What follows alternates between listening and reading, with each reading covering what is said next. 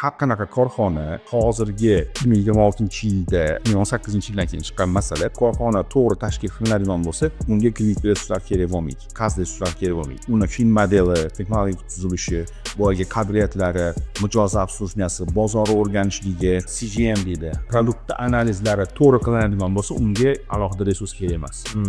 Bu anaqa deb qonuniyat, tushundingmi? Biz endi bilmadim, ko'proq kreditga bog'lanib qoldik. Ya'ni oson pul kelib turibdi. Scoring qilmasdan ham 100 million beraverayotganlar ko'p. Menda 100 minglik оборот bor, Sarvar akamda 1 millionlik bor. Men ham 1 millionga chiqmoqchiman. Investitsiya chaqiradigan bo'lsam, kelinglar, menda 100 minglikni qoyilataman. 98% klientlarim довольны, lekin Sarvar akam mana 1 million qilyaptilar. Desam, menga investor kelsa, ochiq ko'rsat deydi. U ham fikri bo'ladi, ham risklarimga sherik bo'ladi, ham aytadi, smartligini bildiradi. Bundagi marja 10% ekan-sanda 2% bilan ishlayapsan. Bizda qanaqa qilib 10% marja chiqsa bo'ladi yo'q degan savollarni ko'rsatchi. Pul tikayotgan odam sizni yaxshilab savolab oladi-da.